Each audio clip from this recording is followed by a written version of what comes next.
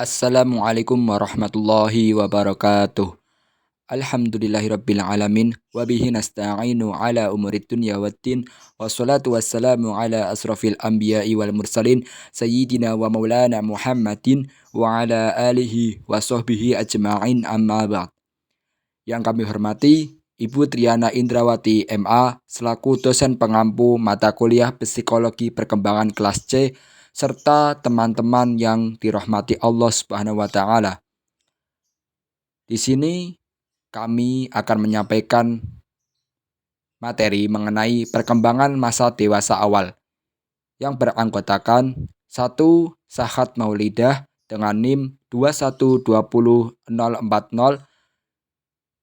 Hidayatus Sholihah NIM 2120147, dan 3. Khairuddin Gimnastiar NIM 2120257.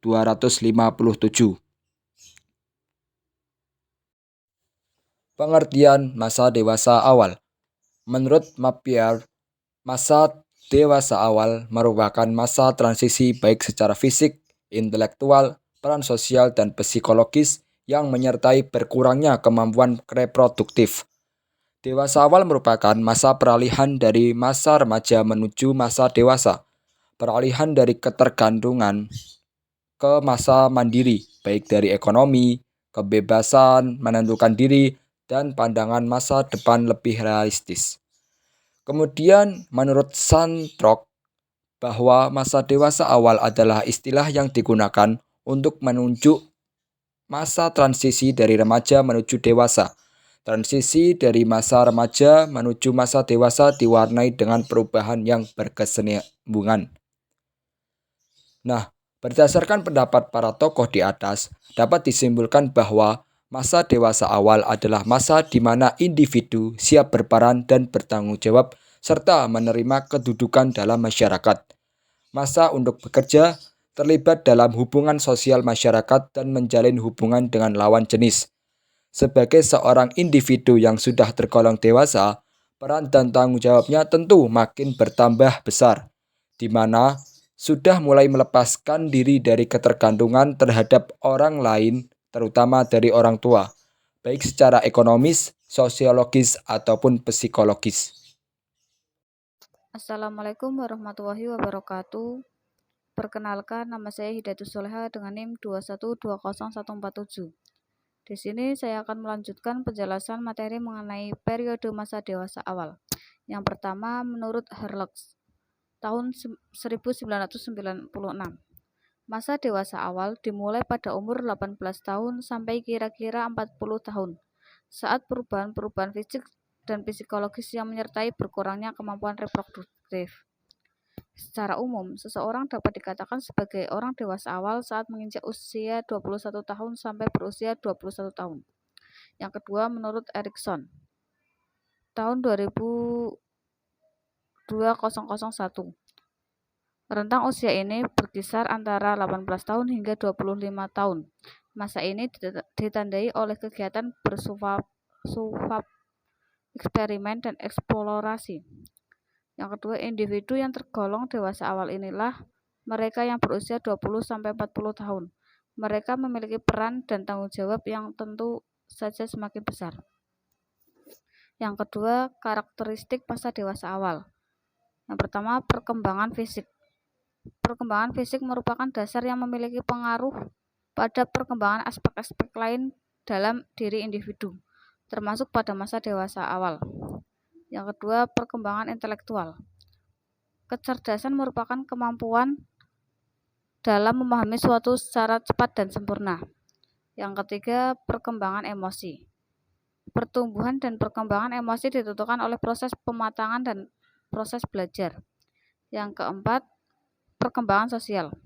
Perkembangan sosial dapat diartikan sebagai proses belajar untuk menyesuaikan diri terhadap norma-norma kelompok, moral, dan tradisi masyarakat agar dapat meleburkan diri menjadi satu kesatuan yang saling berkomunikasi dan bekerja sama.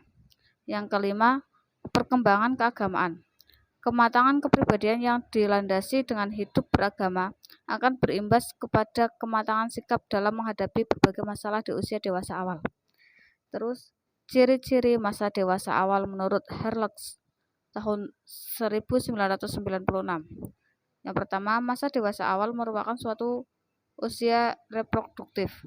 Yang kedua, masa dewasa awal sebagai masa bermasalah.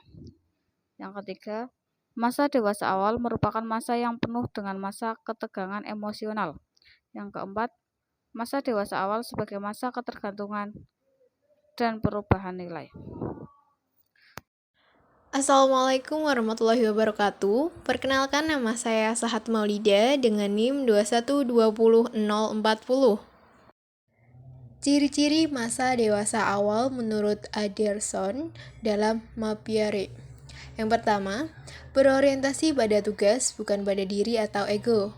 Yang kedua, memiliki tujuan-tujuan yang jelas dan kebiasaan-kebiasaan yang efisien. Yang ketiga, mampu mengendalikan perasaan pribadi. Yang keempat, memiliki sikap objektif, yaitu berusaha mencapai keputusan dalam keadaan yang bersesuaian dengan kenyataan. Yang kelima, menerima secara terbuka atas kritik dan saran orang lain demi peningkatan dirinya. Kemudian yang keenam, pertanggungjawaban terhadap usaha-usaha pribadi dan memberi kesempatan kepada orang lain untuk mencapai tujuan. Yang ketujuh, penyesuaian yang realistis terhadap situasi-situasi baru. Selanjutnya, tugas perkembangan masa dewasa awal menurut R.J. Havikhur tahun 1953 dalam Hurlock tahun 1996.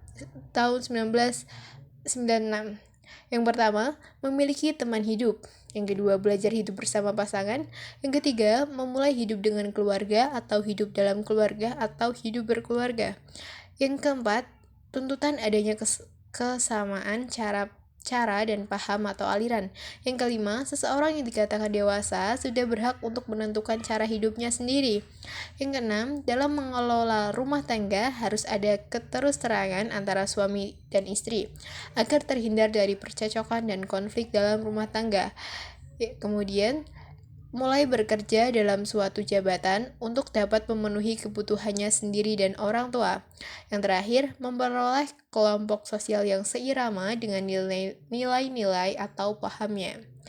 Demikian presentasi dari kelompok kami. Mohon maaf apabila masih terdapat kekurangan dan kesalahan. Sekian, wassalamualaikum warahmatullahi wabarakatuh. Terima kasih.